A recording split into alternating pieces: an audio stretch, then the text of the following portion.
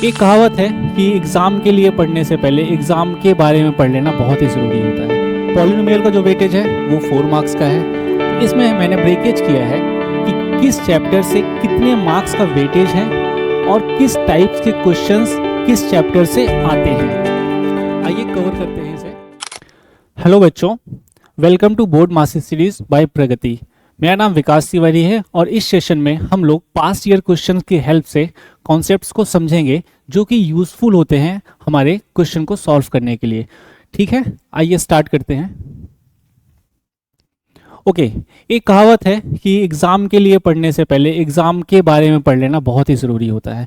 तो इसमें मैंने ब्रेकेज किया है कि किस चैप्टर से कितने मार्क्स का वेटेज है और किस टाइप्स के क्वेश्चंस किस चैप्टर से आते हैं। आइए कवर करते हैं इसे।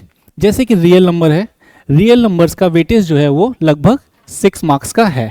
ठीक है, पॉलिनोमियल का जो वेटेज है वो 4 मार्क्स का है। और जो ज़्यादातर क्वेश्चंस आए हुए हैं, जैसे रियल नंबर से 1 मार्क्स के 2-3 क्वेश्चंस हर बार आ जाते हैं और 1-3 मार्क्स का क्वेश्चन आता है। 4 नंबर और 5 नंबर के क्वेश्चंस रियल नंबर से नहीं आते, बिल्कुल भी नहीं आते। ये कई बार वेरी करता है थोड़ा थोड़ा, जैसे कि क्वाड्रेटिक इक्वेशन से 1 नंबर का क्वेश्चन आता दे करके एपी से दे दिया, तो स्लाइटली चेंज होता है year two year, but 90 to 95% same data रहता है कि इस चैप्टर से इतने ही मार्क्स का क्वेश्चन आने वाला है। ठीक है, अब आप उम्मीद ये नहीं कर सकते कि पॉलिनोमियल से जो है 5 नंबर का क्वेश्चन दे दिया, रियल नंबर से 5 नंबर का क्वेश्चन दे दिया। उसके कुछ फिक्स ही चैप्टर्स हैं जिसमें से 5 नंबर के क्वेश्चन आ सकते हैं। जैसे क्वाड्रेटिक इक्वेशन में से आता है, ट्राइंगल में से आता है, सरफेस एरिया वॉल्यूम में से आता है, स्टैट्स में से आता है। तो ये कुछ फिक्स चैप्टर है जिसमें 5 नंबर के क्वेश्चंस आते हैं। सेम वैसे ही 4 नंबर के लिए कुछ फिक्स चैप्टर्स हैं जिसमें से 4 नंबर के क्वेश्चंस आते हैं। स्लाइटली चेंज होता है ईयर टू ईयर इसमें। ठीक है, ओके, क्या चीज़ें फिक्स है? फिक्स ये है कि 1 नंबर के जो क्वेश्चंस होंगे वो 20 होंगे, जिसमें से 2 असर्शन और रीजन के क्वेश्चंस होने वाले हैं। ये भी फिक्स है कि 2 नंबर के जो क्वेश्चंस होंगे वो नंबर ऑफ क्वेश्चंस 5 होंगे। 3 नंबर के 6 क्वेश्चंस आएंगे। 4 नंबर के 3 क्वेश्चन आते हैं जो कि केस बेस्ड स्टडी पे होते हैं। 5 नंबर के 4 क्वेश्चन आते हैं। टोटल 80 मार्क्स का जो हमारे पास पेपर होता है। अच्छा, ये मैंने चैप्टर वाइज डिवाइड किया है कि इनका वेटेज ऐसे है। अगर कोई भी स्टार्ट कर रहा है, जैसे कि पॉलिनोमियल स्टार्ट कर रहा है, तो कोशिश करो उसके साथ लीनियर इक्वेशन, क्वाड्रेटिक इक्वेशन और एपी कंप्लीट कर ले, क्योंकि ये सेम टाइप के क्वेश्चंस है और जो इनका ब्रेकेज है, जो इनका वेटेज है वो है 20 मार्क्स का। सिमिलरली ट्राइंगल और सर्कल आते हैं 15 नंबर के। ये आता है हमारे पास trigonometry and its application 12 number के।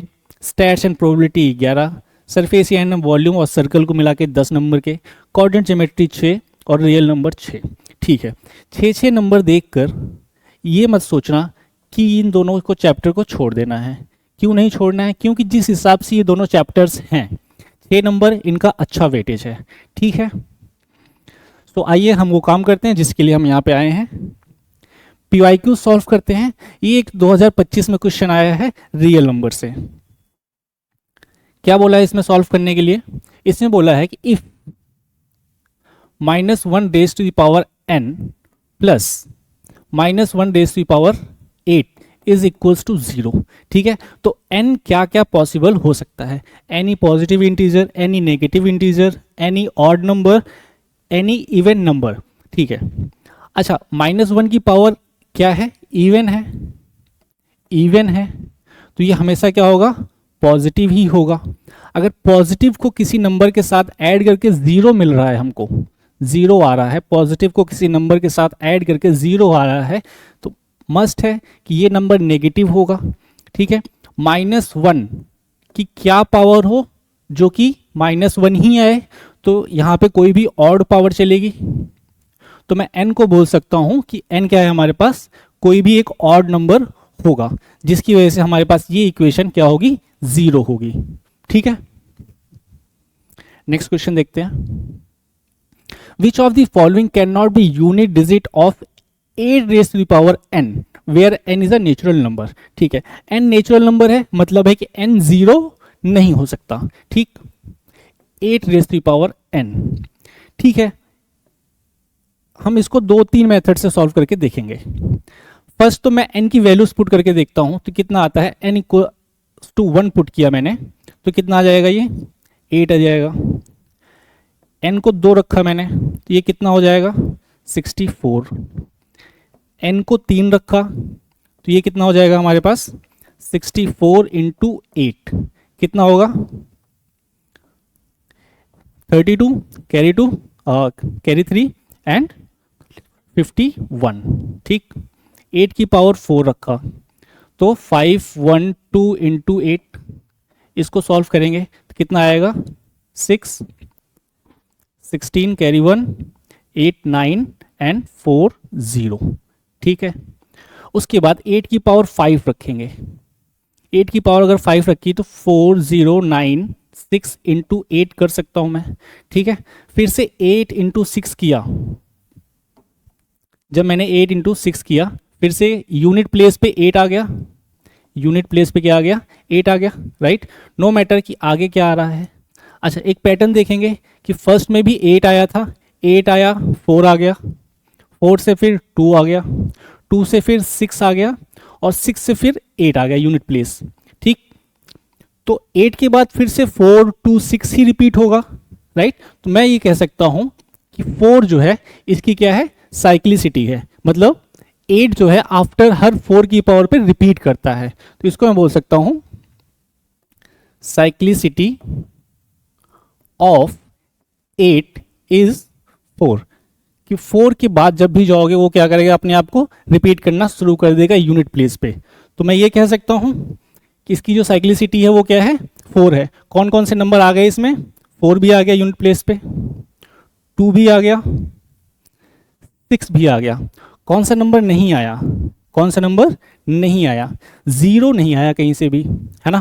तो 0 नहीं आया तो आंसर क्या है हमारे पास, can not be unit digit, तो 0 is the correct answer.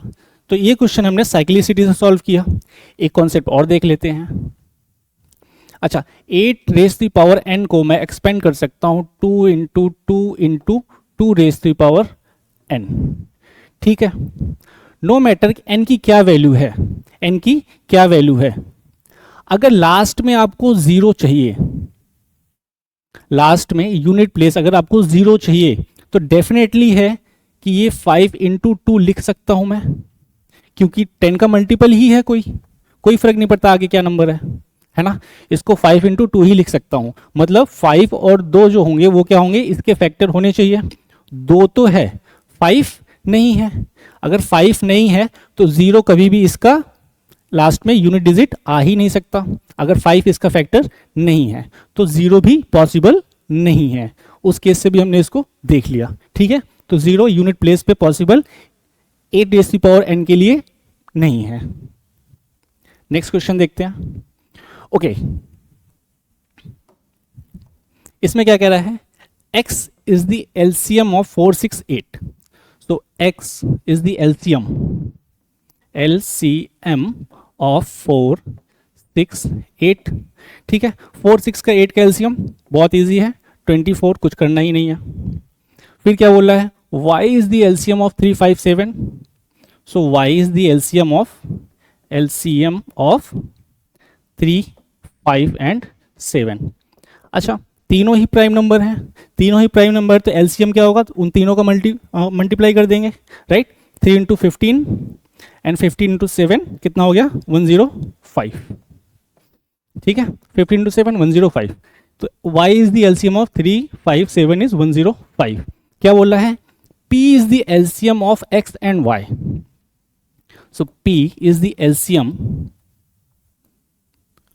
Of x and y।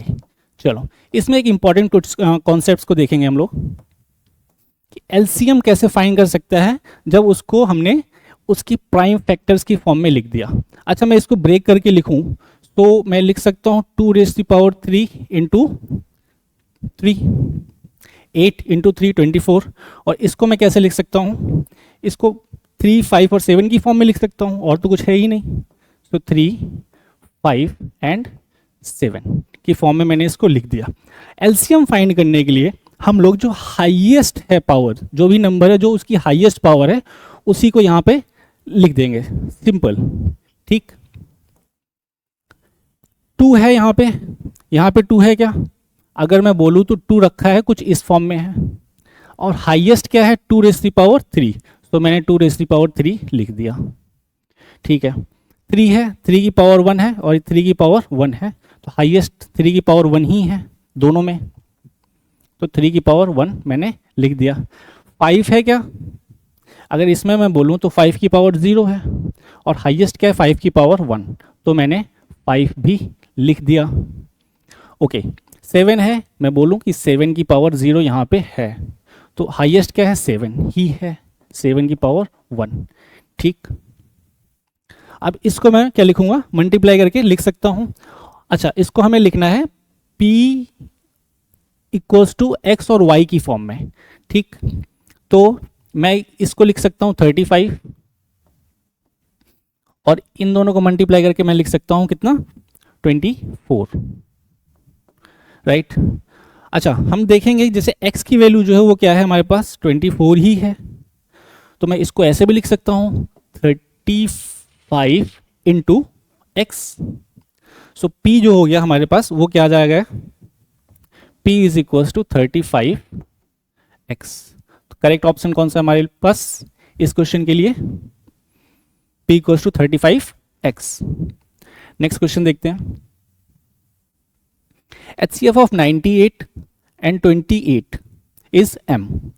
So m is equals to HCF of 28 and 98. अच्छा, HCF निकालने के लिए देखते हैं कैसे करेंगे। And n is the LCM. n equals to LCM of 28 and 98. HCF और LCM दोनों ही निकालने के लिए नंबर्स को उसके प्राइम फैक्टराइजेशन की फॉर्म में लिखना ही होगा। ठीक है, 28 को मैं ब्रेक करूं, 28 को मैं कुछ ऐसे लिख सकता हूं 4 इंटू 7, ठीक है, 2 स्क्वायर इंटू 7, प्राइम नंबर की फॉर्म में लिख दिया मैंने। 98 को ब्रेक करूं तो क्या लिख सकता हूं 49 इंटू 2। अच्छा, 49 को भी मैं 2 इंटू 7 स्क्वायर लिख सकता हूं, तो इधर 2 7 प्राइम है और 2 7 प्राइम इधर भी है। ठीक, तो मैंने इसकी प्राइम फैक्टराइजेशन की फॉर्म में इसको लिख दिया। HCF निकालने के लिए क्या करना है, इन्हीं प्राइम फैक्टर्स को देखना है और उसमें जो हाईएस्ट कॉमन है वो रख लेना है। यहाँ पे 2 है, यहाँ पे क्या है 2 है, 2 की पावर 1 है, यहाँ की 2 की पावर 2 है, तो कॉमन क्या है दोनों में 2 की पावर 1। ठीक है, HCF के लिए 2 की पावर 1। 7 है, कॉमन क्या है अगेन 7 की पावर 1, तो ये दोनों का HCF क्या है हमारे पास 2 इंटू 7 विच इज 14। LCM के लिए क्या करना है, हाईएस्ट पावर को देखना है जो कॉमन है फैक्टर्स। हाईएस्ट क्या है हमारे पास 2 की पावर 2, तो 2 की पावर 2, और 7 के लिए 7 की पावर 2, 7 की पावर 2 कितना हो गया, ये 4 इंटू 49 ऐसा ही है। ठीक है, 49 इंटू 4 कितना हो जाएगा 196। ठीक है, 4 इंटू 49 196 हो गया। The value of n minus 7m, the value of n minus 7m, यहां पे देखते हैं n minus 7 times m, n कितना है n 196 ही है, सो 196 माइनस 7, m क्या है, m हमारे पास 14 ही है, 14। ठीक, इसको जब सब्ट्रैक्ट करेंगे तो हमारे पास क्या आ जाएगा 98, सिंपल। ठीक है, तो करेक्ट ऑप्शन क्या है इसके लिए 98। आइए नेक्स्ट क्वेश्चन ट्राई करते हैं। The greatest number which divides 70 and 125, the greatest number which divides 70 and 125 leaves remainder 5 and 8। ठीक है, किसी भी एक जो ग्रेटेस्ट है इन दोनों के बीच में, उस से इसको डिवाइड करेंगे, ठीक है, 70 को करेंगे तो रिमाइंडर कितना आ जाएगा 5। तो मैं ये कह सकता हूँ कि 70 में से अगर मैंने 5 सब्ट्रैक्ट कर दिया, जो नंबर आया वो उस नंबर से एग्जैक्टली डिविजिबल होगा, राइट। 125 में से अगर मैंने 8 को सब्ट्रैक्ट कर दिया तो जो नंबर आया वो उस नंबर से एग्जैक्टली डिविजिबल होगा, ठीक है। वही ग्रेटेस्ट नंबर हमें बताना है, मतलब HCF बताना है 65 और 117 का हाईएस्ट कॉमन फैक्टर। इसको प्राइम फैक्टराइजेशन की फॉर्म में लिख सकते हो, ट्राई कीजिए। 13 का टेबल आता है तो मैं लिख सकता हूँ 13 इंटू 5 65, और ये क्या आ जाएगा हमारे पास 13 इंटू 9, राइट। 13 इंटू 9 कितना हो गया 117। 13 ही हाईएस्ट है कॉमन, राइट, क्योंकि इसके पास 3 इंटू 3 है, इसके पास 3 है ही नहीं। तो HCF निकालने के लिए जो हाईएस्ट कॉमन है उसी को लेंगे, तो 13 ही इनके पास हाईएस्ट कॉमन है। तो 13 अगर हाईएस्ट कॉमन है तो वही नंबर हमारे पास 13 से ही डिवाइड करेंगे 70 को, कितना आ जाएगा हमारे पास 65, और 125 को डिवाइड करेंगे हमारे पास 13 से तो कितना आ जाएगा हमारे पास 117 plus 8 as a remainder. Next question देखते हैं। Two positive integers p and q can be expressed as 18 a square b raise to power 4 and q 20 a q b square, right. तो हम इसको लिख लेते हैं और बताना क्या है इसमें, where a and b are the prime numbers, LCM of p q, ठीक है। a b क्या है हमारे पास प्राइम नंबर्स है, मतलब कोई कॉमन फैक्टर उन दोनों में है नहीं। p क्या लिखा हुआ है 18 a स्क्वायर b की पावर 4, q क्या लिखा है हमारे पास 20 a cube b square.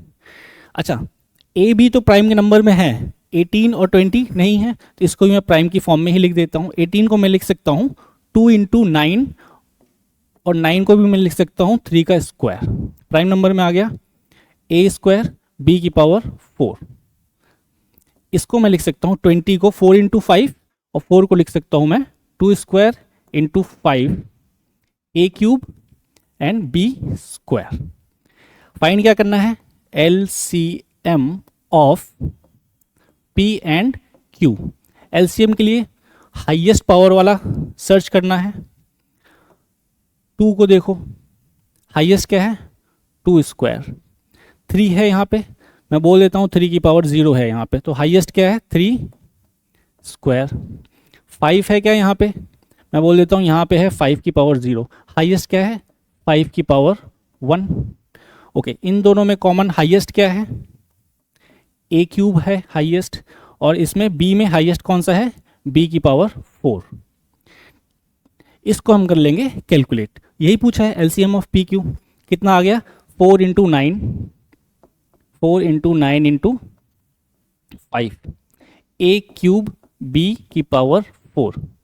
Okay, 4 into 5 20, 20 into 9 180, 180 a cube b की पावर 4,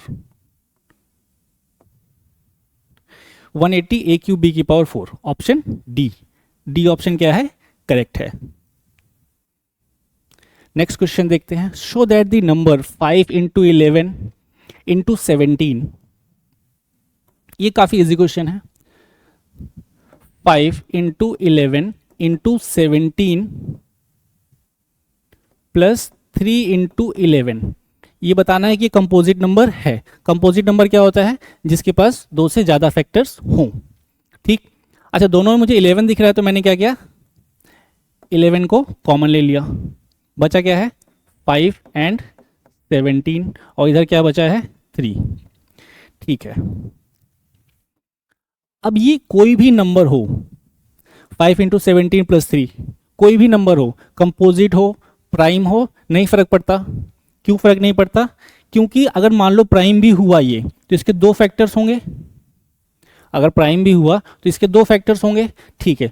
और इस पूरे नंबर का 11 भी एक फैक्टर है, तो टोटल 3 फैक्टर हो गए। तो अगर 11 भी एक फैक्टर है और इसके ऑलरेडी 2 फैक्टर हैं, मतलब 2 से ज़्यादा फैक्टर्स हो गए। अगर 2 से ज़्यादा फैक्टर हो गए तो ये क्या हो गया हमारे पास, कंपोजिट नंबर हो गया, बात खत्म। और अगर ये भी कंपोजिट आता है तब तो दिक्कत ही नहीं है कोई भी, ऑलरेडी हमारे पास मल्टीपल फैक्टर्स आ गए उसके लिए। ओके, ये देखते हैं question. Three sets of physics, chemistry and mathematics books have to be stacked मतलब उसको बंडल में ऐसे खड़े करना है, ठीक है। In such a way that the all the books are stored in subject wise and the height of stack is same, कि जो ऐसे बंडल्स बनेंगे उनकी हाइट क्या होगी, सेम होगी, उसमें कोई चेंज नहीं आएगा, ठीक है। The number of the physics books is 144, तो नंबर ऑफ फिजिक्स बुक मैं लिख लेता हूं कितना है, 144। नंबर ऑफ फिजिक्स बुक लिख लेता हूं 144। उसके बाद यह नंबर ऑफ केमिस्ट्री बुक मैं लिख लेता हूं, given information 180, and number of mathematics books 192, ठीक है। Assuming that books are of the same thickness, इसलिए सेम थिकनेस ये है कहीं बंडल इधर उधर ना हो जाए, तो एग्जैक्टली बराबर हो जाए। Determine the number of stacks of the physics book, chemistry book and mathematics books. अगर हमें एक स्टैक में पता चल गया कि कितनी बुक्स रखी हैं हमने, ठीक है, उसके बाद हम नंबर ऑफ स्टैक्स फाइंड कर लेंगे। तो सबसे पहले क्या पता करना है कि एक स्टैक्स में नंबर ऑफ बुक्स कितनी रखी हुई हैं, और वो सेम रखी जाएंगी क्योंकि थिकनेस भी सेम है। तो इनका क्या निकालना होगा उस केस में, फिर नंबर ऑफ बुक्स के लिए HCF, ठीक। HCF निकालने के लिए 144 को इसके प्राइम फैक्टराइजेशन की फॉर्म में मैं लिखने की कोशिश करता हूँ। 144 को मैं लिख सकता हूँ 12 इंटू 12। अगेन 12 को मैं ब्रेक कर सकता हूँ 2 की पावर 2 इंटू 3 में। फिर से अगेन 12 को मैं ब्रेक कर सकता हूँ 2 इंटू 3 में। सिंपल है, प्राइम फैक्टराइजेशन की फॉर्म में। ओके,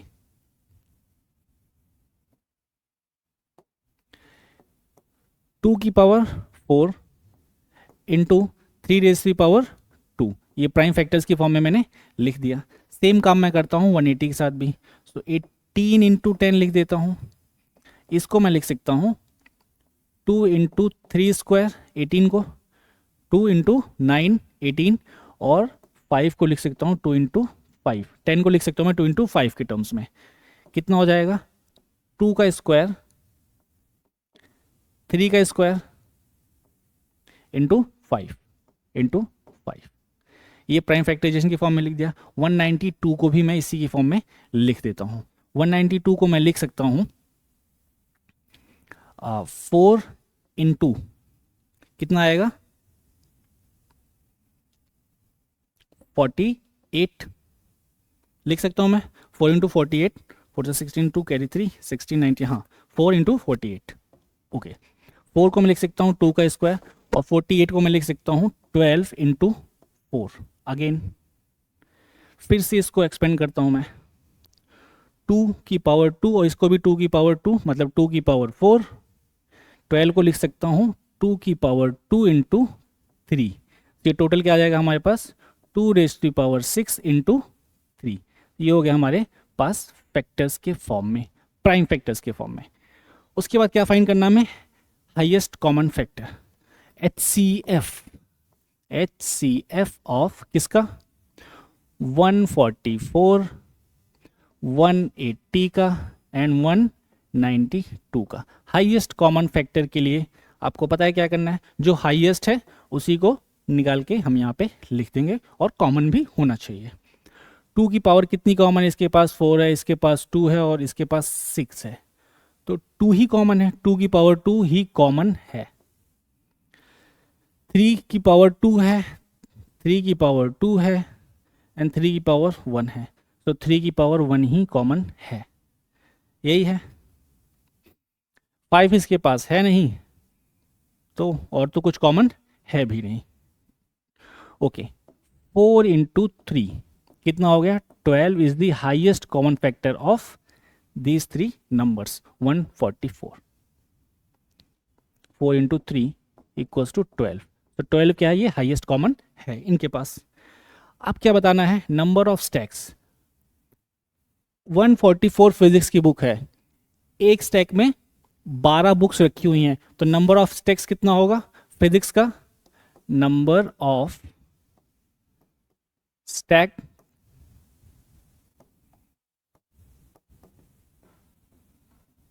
फिजिक्स के लिए 144 डिवाइडेड बाई 12। केमिस्ट्री के लिए simple 180 divided by 12, 180 divided by 12 क्या आएगा आंसर बताओ। मैथमेटिक्स के लिए 192, मैथ्स के लिए अगेन 192 डिवाइडेड बाई 12। ठीक है, 12 से डिवाइड कर दिया हमने, 6 5 15, इसके लिए 15, इसके लिए 12, इसके लिए डिवाइड कर दिया 12 से, कितना आ गया 1 टाइम्स में 12 एंड 7 2 5 6 16, राइट। तो मैथमेटिक्स के स्टैक कितने होंगे 16, केमिस्ट्री के 15 एंड फिजिक्स के 12। तो इंपॉर्टेंट क्वेश्चन है और 4 या 5 मार्क्स में अक्सर एग्जाम में आ जाता है। नेक्स्ट देखते हैं, prove that 4√2 and 4√2 plus 5/3 is irrational number given that √2 is irrational. ये दिया हुआ है कि √2 क्या है हमारे पास, इरेशनल है। ठीक है, सो ये क्वेश्चन सॉल्व करने के लिए सबसे पहले लेट क्या, इसको मान लेते हैं 4√2 plus 5/3 is equals to a/b, where a/b क्यों लिया, a/b रेशनल नंबर है, इसको लेट कर लिया कि ये रेशनल नंबर है, where a and b are integers and a/b rational number मान के चल रहे हैं इसको हम लोग। ठीक है, रेशनल नंबर मान के चल रहे हैं कि ये रेशनल है। ठीक, अब क्या लिख सकता हूं मैं, 4√2 is equals to a/b minus 5/3, इसको लिखूंगा 3a minus 5b upon 3b। Okay, 4√2 √2 is equals to 3a minus 5b, 4 इधर आ जाएगा, सो 12b। अच्छा, ये क्या है हमारे पास, रेशनल नंबर है, ये क्या है, रेशनल नंबर है, ये क्या है, रेशनल है, रेशनल नंबर। अगर ये रेशनल नंबर है, ये क्या है, रेशनल नंबर है, तो हमारी अजम्पशन के अकॉर्डिंग √2 भी रेशनल आ रहा है, हमारी अजम्पशन के अकॉर्डिंग क्या आ रहा है, √2 भी रेशनल आ रहा है, बट √2 इरेशनल है, ये ऑलरेडी दिया गया है, तो ये हमारे अजम्पशन को कॉन्ट्राडिक्ट कर रहा है, मतलब हमारी अजम्पशन क्या है, गलत है। आवर अजम्पशन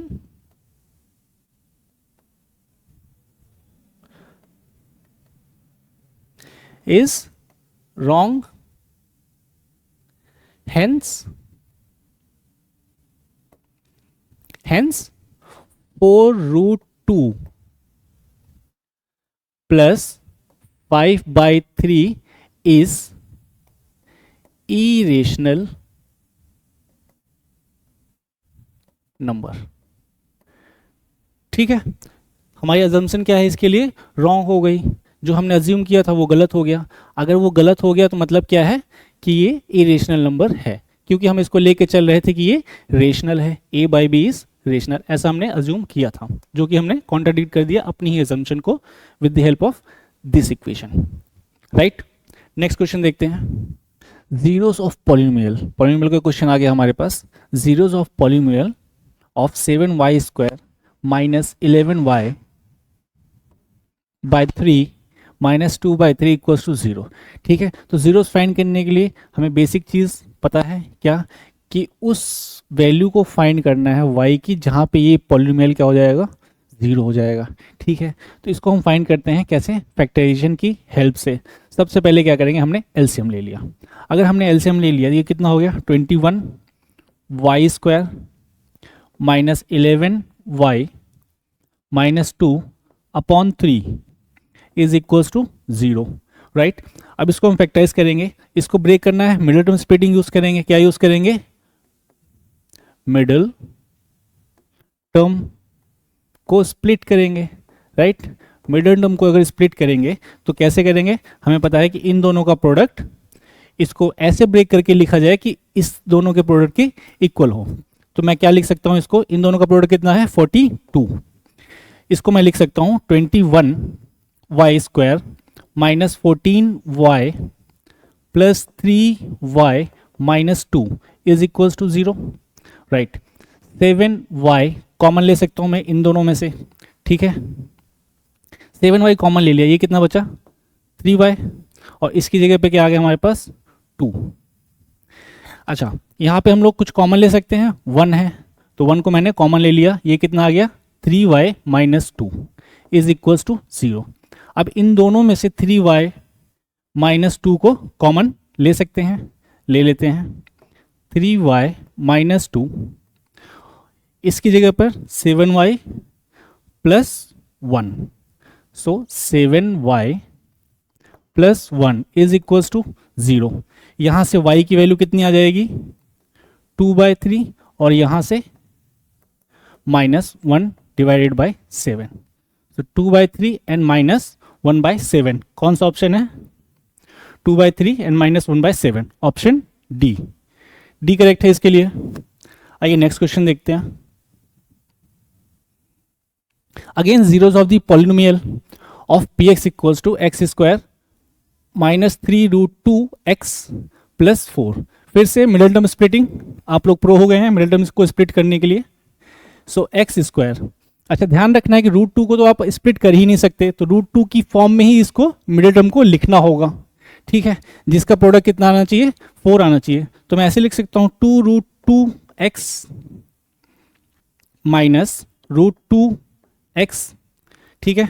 इन दोनों को ऐड किया तो -3√2, और इन दोनों का प्रोडक्ट ले लिया तो +4, करेक्ट है, इक्वल्स टू 0, राइट। यहाँ से क्या कॉमन ले सकता हूँ मैं? x ले लेता हूँ इन दोनों में से।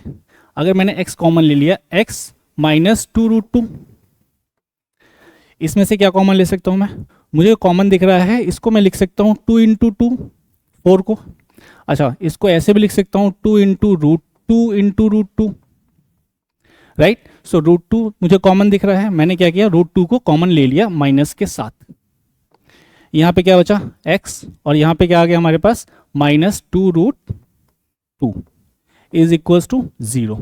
फिर से x माइनस 2√2 कॉमन, सो x माइनस 2√2 कॉमन, यहाँ से x और यहाँ से -√2 इज इक्वल्स टू 0। एक x की वैल्यू कितनी आ गई? √2, और यहाँ से x की वैल्यू कितनी आ गई? x equals to 2√2। कौन सा ऑप्शन करेक्ट है? √2 एंड 2√2, ऑप्शन बी करेक्ट है। जीरोस ऑफ द पॉलिनोमियल क्या है? 2√2 एंड √2। नेक्स्ट क्वेश्चन देखते हैं। Degree of zero polynomial is not defined. Assertion और रीजन का क्वेश्चन है। क्या कह रहा है? Degree of the zero polynomial is not defined, and reason बोल रहा है degree of non zero constant polynomial is 0। ठीक है, तो पहले रीजन को देख लेते हैं। क्या कह रहा है? डिग्री ऑफ कोई भी पॉलिनोमियल है, लेट px एक पॉलिनोमियल है। क्या कह रहा है? नॉन जीरो कांस्टेंट, मतलब कोई वैल्यू k है, कांस्टेंट है, उसका जो डिग्री है वो क्या है? 0 है। अच्छा, k के साथ मैं बोल सकता हूं कि x की पावर 0 है, छुपा हुआ है ना, लिखा नहीं है, बट ऐसे लिख सकते हैं हम उसको कि x की पावर 0 है, ऐसा लिखा हुआ है। तो डिग्री ऑफ किसी भी कांस्टेंट पॉलिनोमियल की क्या हो जाती है? 0। यही कह रहा है ये, degree of a non zero constant polynomial is 0। Reason तो करेक्ट है, रीजन इज करेक्ट। अब बात करते हैं असर्शन की। Degree of a zero polynomial is not defined. Zero polynomial मतलब कि कोई पॉलिनोमियल लिखा हुआ है, लेट पी वाई एक पॉलिनोमियल लिखा हुआ है, 0 है। अच्छा, जीरो पॉलिनोमियल को मैं कैसे कैसे लिख सकता हूं?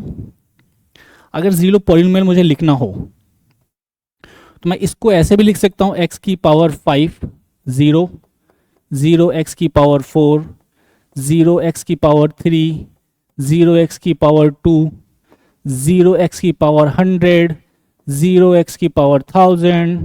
मैं कुछ भी लिख सकता हूँ जीरो के साथ, ये सब के सब जीरो ही होंगे, जीरो पॉलिनोमियल ही होगा, राइट, जीरो ही होगा। तो इसकी डिग्री क्या होगी हम बता ही नहीं पाएंगे, इसकी डिग्री क्या ही होगी। क्यों? कुछ भी नंबर हो सकता है, कुछ भी डाल दो, 1 लाख 2 लाख 3 लाख 4 लाख कुछ भी रख दो, इसकी डिग्री डिफाइंड नहीं है। तो हम क्या लिखते हैं? Degree not defined for zero polynomial. Zero polynomial की डिग्री क्या है? डिफाइंड नहीं है। ठीक है, तो असर्शन भी क्या है हमारे पास? करेक्ट है। ओके, असर्शन भी करेक्ट है, रीजन भी करेक्ट है। रीजन क्या असर्शन को करेक्टली एक्सप्लेन कर रहा है? ये रीजन इसको एक्सप्लेन करने में हेल्प कर रहा है क्या? इसकी वजह से हमने इसको एक्सप्लेन किया? बिल्कुल भी नहीं, ये एक अलग कॉन्सेप्ट है, ये एक अलग कॉन्सेप्ट है, right. So assertion and reason individually are correct, but reason is not correct explanation of assertion. So option B, both assertion and reason are true, but reason is not correct explanation of assertions. Option B हम इसके लिए टिक करेंगे। ठीक है, तो degree of zero polynomial is not defined, याद रखना। आगे देखते हैं। Which of the following is a quadratic polynomial with 0, 5/3 and 0? जो जीरोस हैं वो क्या है? जो जीरोस है वो क्या है हमारे पास? 5/3 और 0, ये दो ही हैं। कुछ नहीं करना है, पुट करके चेक करना है। जो एक्सप्रेशन 0 दे देगा दोनों ही केस में, वो हमारे पास क्या है? पॉलिनोमियल है, रिक्वायर्ड पॉलिनोमियल वही है। फर्स्ट में चेक करते हैं, 0 रखा तो 3 इंटू 0, जब 0 रखा x की वैल्यू तो इसने क्या दे दिया हमको? 0। और जब x की वैल्यू रखा मैंने 5/3, 5/3 में भी 3 इंटू 5/3, 3 इंटू 5/3 -5, तो ये उसमें भी 0 ही आ रहा है। क्यों? 3 से 3 कैंसिल हो गया, 5 - 5 0, ओवरऑल एक्सप्रेशन 0। तो फर्स्ट ऑप्शन ही दोनों केस में हमको 0 दे रहा है, आगे चेक करने की जरूरत है ही नहीं, क्योंकि बोर्ड का क्वेश्चन है और एक ही करेक्ट होगा। तो ऑप्शन ए इज करेक्ट। ठीक है, नेक्स्ट देखते हैं। If one of the zero of the quadratic polynomial k - 1x² kx + 1 is -3, एक जीरो है वो क्या दिया गया है इसका? -3, find the value of k। Very simple, क्या करेंगे? x की जगह पे -3 को पुट करेंगे और पूरी एक्सप्रेशन को क्या करेंगे? 0 से इक्वेट कर देंगे। k - 1 x की जगह पे क्या पुट करने वाले हैं? -3, so -3² plus k - 3 again plus 1 equals to 0। Equals to 0 क्यों? क्योंकि -3 इस पॉलिनोमियल का क्या है? 0 है। उसको रखने पे इसकी एक्सप्रेशन की वैल्यू क्या होगी? 0 होगी, इसलिए हमने 0 से इक्वेट कर दिया। ओके, k - 1 ये कितना हो गया? 9 -3k + 1 is equals to 0। 9k - 9 -3k + 1 equals to 0। Okay, k के टर्म्स को एक साथ लिखेंगे, कितना आ जाएगा? 9 - 3 6k। Okay, -9 and +1 -8 equals to 0। 6k is equals to 8, k is equals to 8 divided by 6, जिसको हम लिख सकते हैं 4/3 भी, है ना, शॉर्टेस्ट फॉर्म में। So 4/3, option A is correct. Correct value of k is 4/3। Next देखते हैं। Case study. In a pool at an aquarium a dolphin jumps out of the water. ठीक है, जंप कर रही है dolphin out of the water, तो उसकी jumping कुछ ऐसी है, मतलब क्वाड्रेटिक इक्वेशन ही फॉर्म करेगी। मैथ्स की बात कर रहे हैं, मैथ्स के टर्म में देखेंगे, राइट। क्वाड्रेटिक इक्वेशन ही फॉर्म करेगी जिसकी स्पीड है 20 सेंटीमीटर/सेकेंड। स्पीड कितनी है? 20 centimetre per second. Its height above the water after t second is given by this equation. तो ये क्या दिया है, इसकी हाइट को दिया है, राइट। हाइट को दिया है मतलब अगर मैं इसको एक्सिस मानता हूं तो ये क्या होगी, हाइट होगी। इसकी इक्वेशन दी गई है, मतलब क्वाड्रेटिक इक्वेशन ही दी गई है, हम लोग इसी को तो हमेशा ड्रॉ करते हैं, राइट। कुछ ऐसा गिवन है। Based on the above answer the following question. Let answer this question. Find the zeros of the polynomial. अच्छा, जीरो फाइंड करना है, वेरी इजी।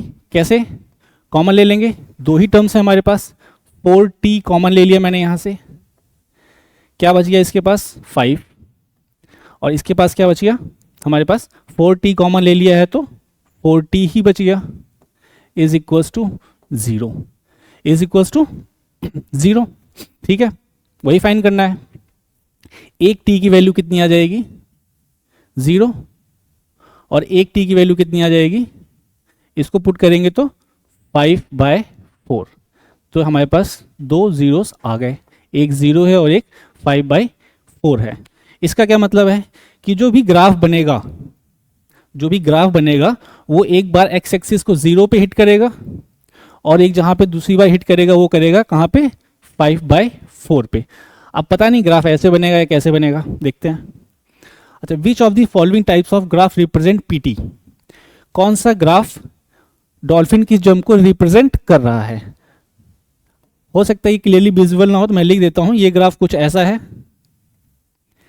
जहां पे ये 5/4 है। ये ग्राफ कुछ ऐसा है गिवन है, जिसकी हाइट गिवन है ये 5/4। ये ग्राफ कुछ ऐसा है, ये फिर से 5/4 है, और ये ग्राफ है कुछ ऐसा, टच कर रहा है 5/4। ठीक है। अच्छा, इसमें से कौन सा ग्राफ है जो डॉल्फिन की जंप को रिप्रेजेंट कर रहा है, हमको यही बताना है। इसको देखो, ये क्या कर रहा है, टच कर रहा है यहाँ पे, मतलब टच कर रहा है, इसका मतलब है जो रूट्स आएंगे वो क्या होंगे, रिपीटेड होंगे। रिपीटेड है क्या, नहीं है, तो ये ऑप्शन नहीं है, बात खत्म। दूसरा देखते हैं,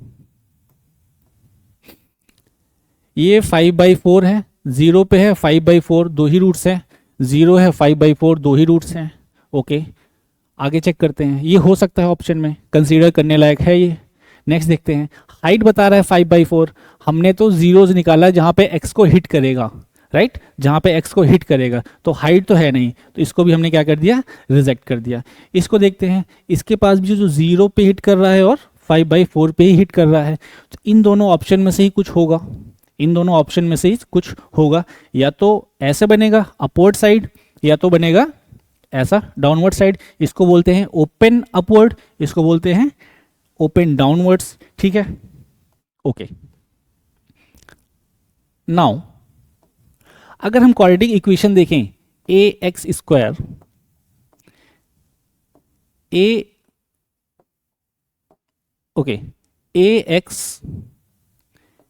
ax² plus bx plus c, ये हमारे पास क्वाड्रेटिक इक्वेशन है, ले लिया।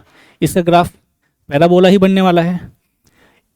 a अगर ग्रेटर देन 0 हुआ तो हम इसको क्या बोलेंगे, ग्राफ ओपन अपवर्ड। अगर a लेस देन 0 हुआ, इस केस में क्या बोलते हैं, ओपन डाउनवर्ड।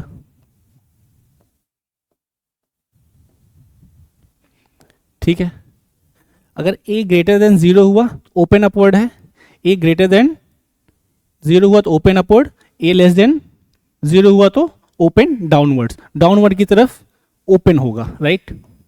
इक्वेशन देखिए, इक्वेशन क्या है हमारे पास।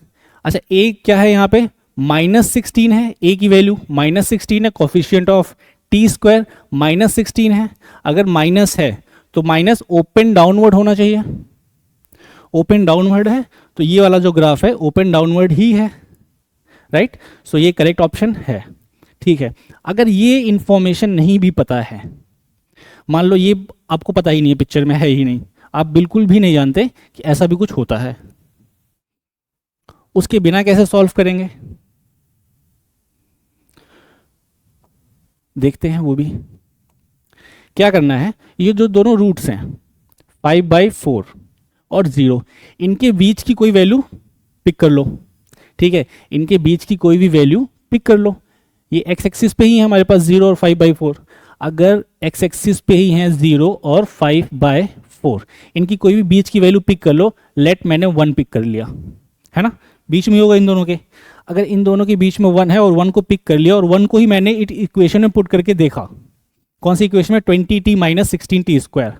तो 20t, t की वैल्यू क्या है 1, माइनस 16 इंटू 1 कितना आ रहा है 4 आ रहा है, मतलब पॉजिटिव है।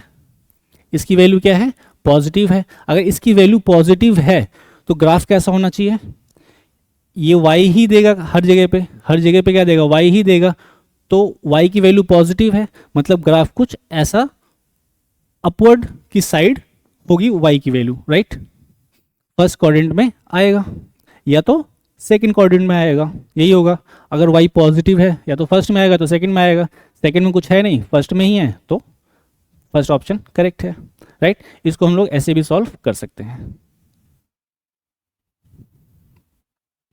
ओके, अब क्या बोल रहा है, ये कह रहा है how much distance has the dolphin covered before hitting the water level again. अच्छा, ये टाइम का ही ग्राफ दिया गया था, इसकी हाइट को ही बताया गया था, ये टाइम ही निकाला है हमने एक्स एक्सिस पे 0 एंड 5/4। तो पहला जब 0 पे उसने बाहर निकली पानी से और फिर से पानी को हिट किया यहाँ पे कुछ 5/4 सेकेंड में, और उसकी स्पीड कितनी गिवन है हमारे पास 20 सेंटीमीटर पर सेकेंड। स्पीड पता है हमें, टाइम पता है, निकालना क्या है डिस्टेंस। हमें पता है speed equals to distance upon time, ऐसा होता है। निकालना क्या है, डिस्टेंस ही निकालना है। तो distance equals to speed into time मैं लिख सकता हूँ। ठीक है, स्पीड कितनी थी 20 सेंटीमीटर पर सेकेंड, टाइम किस में है, ये भी सेकेंड में ही है, तो कितना हो जाएगा 5/4, टाइम लिख दिया मैंने, विच इज 25 सेंटीमीटर। उसने कितना ट्रेवल किया 25 सेंटीमीटर ट्रेवल कर लिया। ठीक है, hope this question is clear. और केस बेस्ड स्टडी में ऐसे क्वेश्चंस आते हैं। ठीक है, now one more question we have to solve, let's see. Alpha and beta are the zeros of the polynomial this, and alpha plus beta is equals to alpha into beta, then the value of k। अच्छा, हमें relations पता है कि alpha plus beta is equals to minus B by a होता है, और alpha into beta हमारे पास सी by a होता है। ए बी सी क्या है, कुछ नहीं, स्टैंडर्ड इक्वेशन से कंपेयर करके ही लिखना है, और कुछ अलग चीज़ तो है नहीं ये, बिल्कुल। क्या दिया है, इक्वल दिया है, तो मैं लिख सकता हूँ alpha plus beta is equals to alpha into beta, it is given already, right. Alpha plus beta क्या है, माइनस बी बाई ए, तो माइनस ऑफ -30 अपॉन के, alpha plus beta. Okay, alpha into beta क्या होगा, सी बाई ए, ठीक है, 45 के upon A which is के। सो के से के कैंसिल कर सकते हैं हम लोग, कर देते हैं, माइनस से माइनस ये कितना हो गया प्लस 30 के इज इक्वल्स टू 45, ऐसा ही है।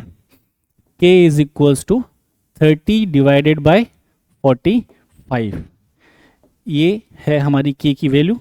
इसको शॉर्ट फॉर्म में लिखोगे कितना लिख सकते हो 2/3, इसकी स्मॉलेस्ट फॉर्म में। तो के की वैल्यू है 2/3, कौन सा ऑप्शन करेक्ट है 3/2, 2/3, ऑप्शन डी। के की वैल्यू क्या है 2/3।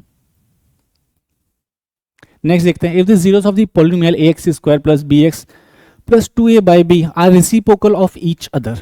जीरोस क्या है, एक दूसरे के रेसिप्रोकल हैं। अगर पहला जीरो अल्फा है और दूसरा जीरो बीटा है, तो beta is equal to 1 by alpha, ऐसा मैं लिख सकता हूँ। दोनों एक दूसरे के रेसिप्रोकल हैं। रेसिप्रोकल होने का मतलब क्या, दोनों को मल्टीप्लाई करोगे तो आंसर 1 ही मिलने वाला है। अगर इससे हिंट से पता चल रहा है आपको दोनों को मल्टीप्लाई करने के बाद आंसर 1 ही आएगा, तो मैं लिखूंगा उन दोनों का जो प्रोडक्ट होगा वो क्या होगा 1 होगा।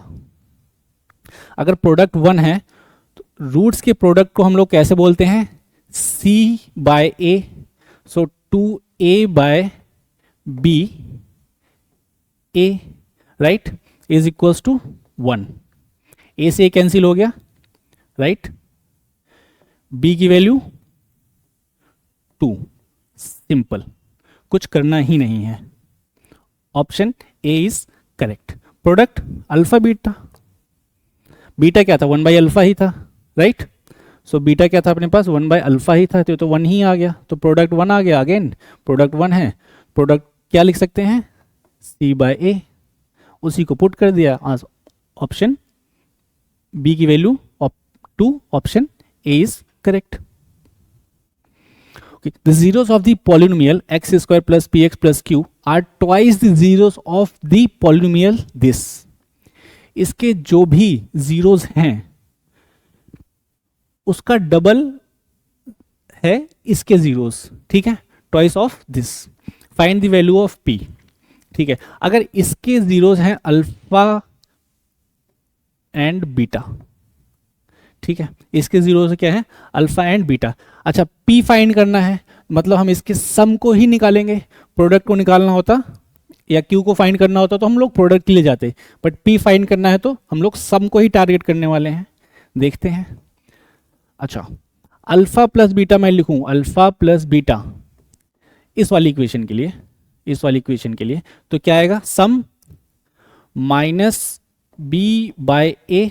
So alpha plus beta is equals to minus b by a, which is minus of minus 5 by 4a.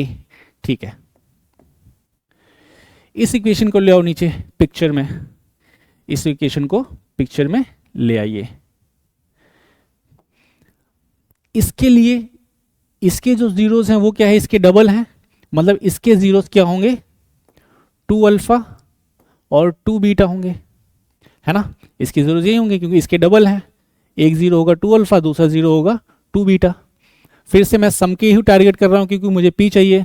So 2 alpha plus 2 beta, again minus B by A, minus B क्या है, माइनस पी है, ए क्या है, 1 है, तो इसको ऐसे ही रहने देंगे. 2 कॉमन ले लिया, alpha plus beta is equal to minus P. Alpha plus beta की वैल्यू क्या है, माइनस 5 बाई 4, इसको यहाँ पे पुट कर दो. So 2 into 5 by 4 is equal to minus of P. ठीक है, 2 आ गया. माइनस पी की वैल्यू कितनी आ गई यहाँ पे हमारे पास, 5 बाय 2, और p की वैल्यू क्या हो गई, minus 5 by 2. p he find करना था इसलिए हमने सम को लिया, q फाइंड करना हो तो हम लोग प्रोडक्ट को टारगेट करते. So minus 5 by 2, minus 5 by 2, option A is correct. ठीक है, हाँ, नेक्स्ट देखते हैं.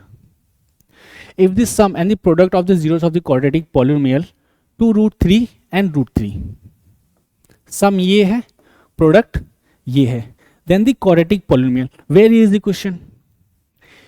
हलवा क्वेश्चन है एकदम. क्या है, किसी भी पॉलिनोमियल को लिखने के लिए हम लोग ऐसे लिखते हैं, उसको ऐसे लिख सकते हैं, अगर उसके सम और प्रोडक्ट गिवन हो तो X square minus sum X plus product is equal to 0 लिख सकते हैं. इसका क्या मतलब है, इसका मतलब है सम, यहां पे लिखना है. इसका क्या मतलब है, इसका मतलब है प्रोडक्ट, यहां पे लिखना है. और ये जो आएगी आपकी क्वाड्रेटिक इक्वेशन या क्वाड्रेटिक पॉलिनोमियल बन जाएगा. सम गिवन है 2√3 एंड प्रोडक्ट है 3. तो X square some is 2√3 x और प्रोडक्ट कितना है, +3 इज इक्वल्स टू 0. ये बन गई हमारी क्वाड्रेटिक पॉलिनोमियल. ठीक है, कौन सा ऑप्शन करेक्ट है, एक्स स्क्वायर प्लस 2√3 माइनस 3, बिल्कुल भी नहीं है, माइनस 3 तो है ही नहीं. एक्स माइनस √3 का होल स्क्वायर देखते हैं, x square minus 2√3x plus 3, x square minus 2√3 x plus 3, ये ठीक है, करेक्ट है, राइट. तो हम लोग इसको लिख सकते हैं, x square minus 2√3x plus 3, यही है, ठीक, ये करेक्ट है. ओके, एक्स स्क्वायर प्लस 2√3 + 3 नहीं, ये भी नहीं है। ओके, सो ये करेक्ट है। अगला देखते हैं, the number of polynomial having 0, -3 and 5। Number of polynomials जिनके जीरोस क्या होंगे, -3 और 5 होंगे। ठीक है, अभी मैंने बोला कि X square minus sum X plus product equals to 0 is the quadratic polynomial या क्वाड्रेटिक इक्वेशन, जो भी आप कहना चाहें। इन दोनों के सम के साथ यहां पे लिख देंगे। ठीक है, और मैं इसको k से मल्टीप्लाई करने के लिए फ्री हूं, k से मल्टीप्लाई मैं कर सकता हूं, और k की वैल्यू कुछ भी हो सकती है, कुछ भी, एनीथिंग। ऑब्वियसली नंबर्स लिखना है, ऐसा नहीं कि कुछ भी डाल दो, वेरिएबल वगैरह नहीं, बिल्कुल नहीं, नंबर्स आएंगे। ठीक है, रियल नंबर लिख लो, नहीं तो तुम लोग वेरिएबल डाल दोगे फिर। ठीक है, anything real value. Okay, mistakes नहीं करनी है बिल्कुल भी, कुछ भी हो सकता है। तो नंबर ऑफ इक्वेशंस बढ़ जाएंगी, क्योंकि रियल नंबर हमारे पास इन्फिनाइट है, तो नंबर ऑफ इक्वेशन कितनी हो जाएगी, वो भी इन्फिनाइट हो जाएगी। शॉर्टेड, और कुछ करना नहीं है, बिल्कुल नहीं करना। आगे देखते हैं, alpha and beta the zeros of the polynomial this y square minus 5y plus 3, then find the value of alpha 4 beta cube and alpha cube beta की पावर 4। ठीक है, मैं इसको कॉमन लेके कुछ लिख सकता हूं, alpha 4 beta cube plus alpha cube beta की पावर 4। मैं कॉमन ले लेता हूं alpha cube and beta cube को कॉमन। ठीक है, alpha cube plus beta cube common ले लिया, तो फर्स्ट में से अल्फा बचा और सेकंड में से क्या बच गया, बीटा बच गया। ठीक है, ये इस फॉर्म में आ गया। कुछ हमें ये फॉर्म पता है, अल्फा इंटू बीटा है ये, और अल्फा प्लस बीटा है, वेरी इजी, हमें ये फॉर्म पता है। हम अच्छे से जानते हैं कि अल्फा प्लस बीटा जो लिखा जाएगा वो इक्वेशन का क्या लिखा जाएगा, इक्वेशन यहां लिख लेते हैं, y square minus 5y plus 3 is equal to 0। हमें पता है alpha plus beta minus B by a क्या है, 5 है। ठीक है, माइनस ऑफ माइनस 5, ए 1 ही है अपना, और अल्फा इंटू बीटा क्या है, सी बाई ए जो कि 3 है। ठीक है, तो ये क्या लिखा है, आ जाओ इधर, इसको लेके सारी वैल्यूज लेके इधर आ जाओ। अल्फा प्लस बीटा की जगह क्या लिख सकता हूं मैं, 5। ओके, अल्फा इंटू बीटा क्या है, 3। सो अल्फा बीटा 3 है और उसकी पावर कितनी है, 3। सिंपल, ये कितना हो गया, 27 इंटू 5। इसको मल्टीप्लाई करके लिख देंगे, अपना आंसर आ गया है। 7 5 35, कैरी 3, 5 2 10 प्लस 3 135। बात खत्म। जो अल्फा की पावर 4 बीटा क्यूब अल्फा की पावर 4 की वैल्यू कितनी है, 135 according to this given information. Let's see another question. If the zeros of the polynomial x square plus ax plus b are in the ratio of 3:4, ठीक है, अगर zeros जो है ratio में दिए गए हैं तो सिंपली चूज करना है कि एक जीरो जो है, फर्स्ट जीरो क्या है, लेट करना है। पहला रेशियो है 3, सो 3 अल्फा ले लिया मैंने।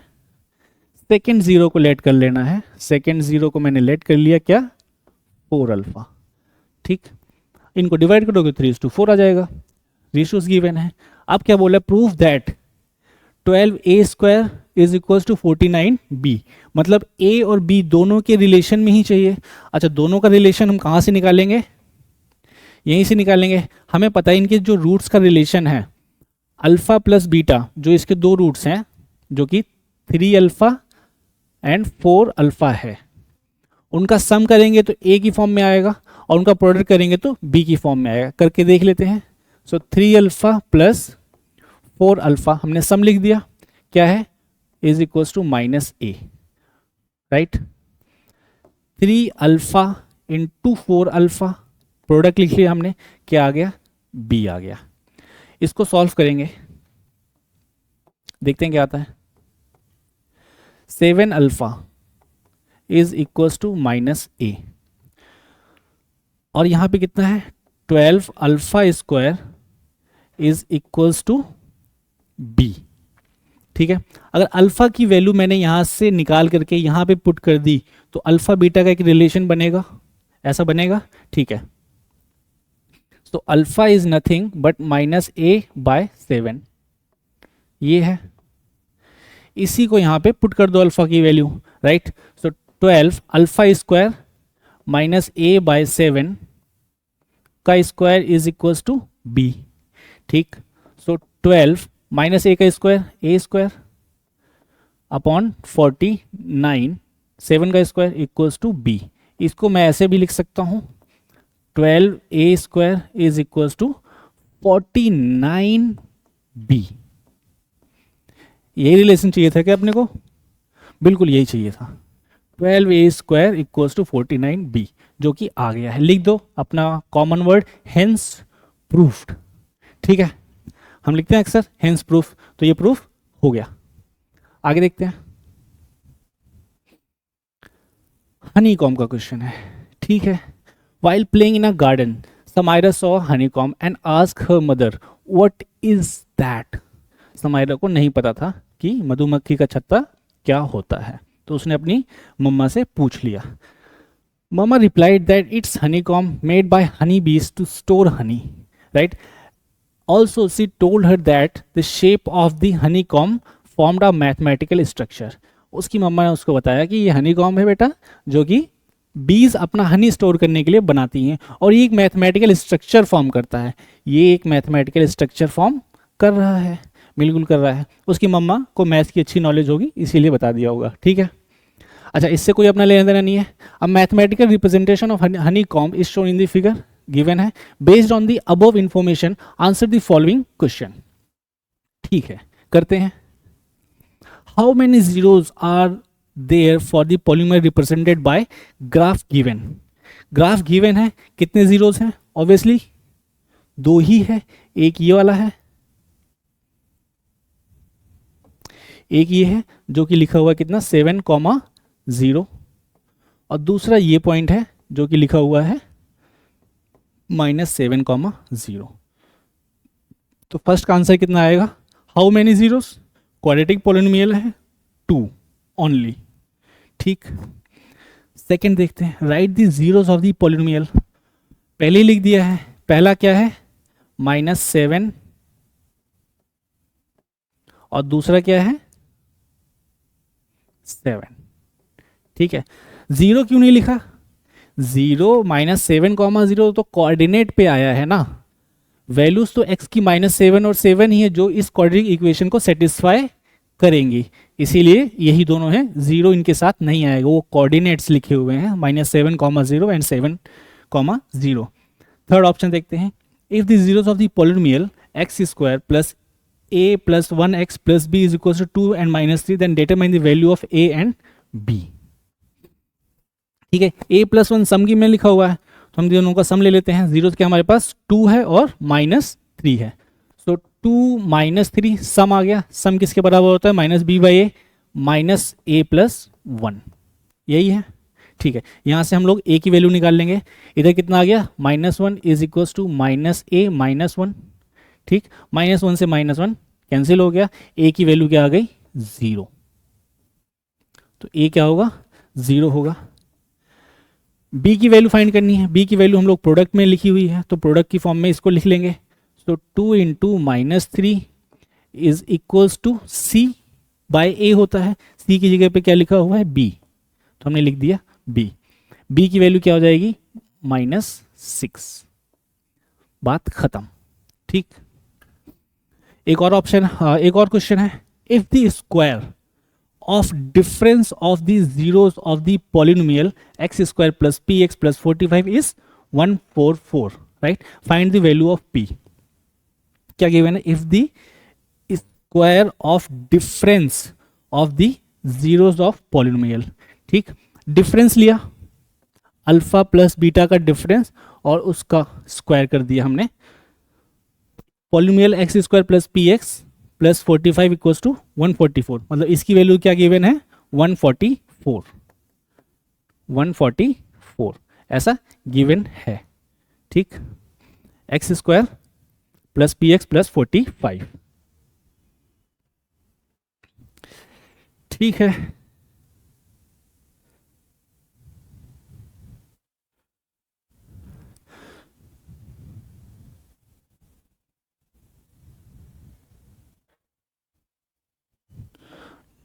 देखते हैं क्या लिखा था हमारे पास।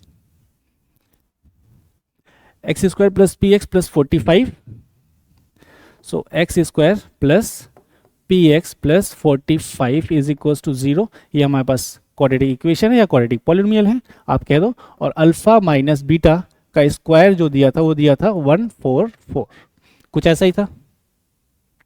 फाइंड क्या करना है, find the value of P, P की वैल्यू फाइंड करनी है। अच्छा, पी किस में आ रहा है, सब में ही आ रहा है। तो हमको तो पता है कि अल्फा प्लस बीटा की वैल्यू तो मैं निकाल सकता हूं, पी माइनस पी होगी। अल्फा प्लस बीटा की वैल्यू क्या होगी, माइनस पी। लेकिन इंफॉर्मेशन जो गिवन है, जो गिवन इंफॉर्मेशन है वो किस फॉर्म में है, अल्फा माइनस बीटा की फॉर्म में। तो मैं अल्फा प्लस बीटा और अल्फा माइनस बीटा की कुछ रिलेशन स्टेब्लिश कर सकता हूं क्या, स्क्वायर में कुछ रिलेशन आता है, देखते हैं क्या आता है। अगर मैं इसको ऐसे लिखूं कि अल्फा प्लस बीटा का स्क्वायर, ठीक है, माइनस अल्फा माइनस बीटा का स्क्वायर, तो क्या होगा, अल्फा स्क्वायर बीटा स्क्वायर यहां से आएंगे और माइनस में अल्फा स्क्वायर बीटा स्क्वायर यहां पे आएंगे। अगर नहीं पढ़ा है फिर भी देख लेते हैं, alpha square plus beta square plus 2 alpha beta, इधर से माइनस में क्या आएगा, alpha square plus beta square minus 2 alpha beta, ये आ गया। Alpha square beta square cancel, alpha beta gone, minus है, माइनस माइनस प्लस हो गया, टोटल क्या आ गया हमारे पास 4 अल्फा बीटा। तो हम कुछ इस फॉर्म में लिख सकते हैं, क्या, अल्फा प्लस बीटा का square minus alpha minus beta का square equal to 4 alpha beta. ठीक है, जिसने पढ़ा होगा उसको पता होगा, जिसने नहीं पढ़ा वो ऐसे निकाल सकता है इसको, वेरी इजी। तो इस फॉर्म में हम लोग कन्वर्ट कर सकते हैं और हमें ये भी पता है कि अल्फा बीटा की वैल्यू क्या होने वाली है यहाँ से, इस इक्वेशन से। ठीक है, तो मैंने क्या लिखा कि इसकी स्क्वायरिंग कर दी और इसकी स्क्वायरिंग में से मैंने ये माइनस कर दिया। ठीक, simple, alpha plus beta square minus alpha minus beta square is equal to 4 alpha beta, ये मैंने लिख दिया। अल्फा प्लस बीटा का स्क्वायर कितना आ गया, पी स्क्वायर लिख दिया। अल्फा माइनस बीटा का होल स्क्वायर कितना आ रहा है, 144, मैंने लिख दिया 144। 4 इंटू अल्फा इंटू बीटा क्या आएगा, अल्फा इंटू बीटा क्या है हमारे पास, alpha into beta, alpha dot beta कितना आएगा 45, सी बाई ए क्या है, कुछ भी नहीं है, 1 है, तो अल्फा बीटा की वैल्यू 45, तो 45 लिख दी मैंने। P square is equals to 4 into 45 कितना हो जाएगा, 90, 180, 180 प्लस इधर जाएगा तो 144। ठीक है, इसको ऐड कर देंगे, 4 2, ठीक है, 4 12 carry two 3 24 equals to P square equals to 324। ठीक, अच्छा 324 किसका स्क्वायर होता है, 18 का होगा क्या, चेक कर लेते हैं कैसे। 18 का स्क्वायर 4, इन दोनों को मल्टीप्लाई कर दे, 8 डबल किया 16, 16 और 6 22 एग्जैक्टली, कैरी 2, 1 का स्क्वायर 2 प्लस 3 24, करेक्ट है 324। तो p की वैल्यू क्या आ रही है हमारे पास, प्लस माइनस 18। तो ये दो पॉसिबल वैल्यूज हैं p की अकॉर्डिंग टू गिवन क्वेश्चन। ठीक है, सो हमने p की वैल्यू फाइंड कर ली, प्लस माइनस 18 आ रही है। ठीक है, तो p की वैल्यू क्या आ रही है हमारे पास, प्लस माइनस 18। कुछ ये है, नेक्स्ट क्वेश्चन देखते हैं। ओके, सो अभी तक हमने प्रीवियस ईयर क्वेश्चंस की हेल्प से रियल नंबर और पॉलिनोमियल में आने वाले सारे कॉन्सेप्ट्स को कवर किया है। मैं उम्मीद करता हूँ आप सब मन लगा कर पढ़ रहे होंगे और आप सबकी एग्ज़ाम की तैयारी अच्छी चल रही होगी। और हाँ, एक बात कि एग्ज़ाम की तैयारी में सिर्फ पढ़ लेना ही एग्ज़ाम की तैयारी में नहीं आता है। आपकी तबीयत खराब ना हो, ये भी एग्ज़ाम की तैयारी में ही आता है। तो आप सबको अपना भी ध्यान रखना है। Thank you.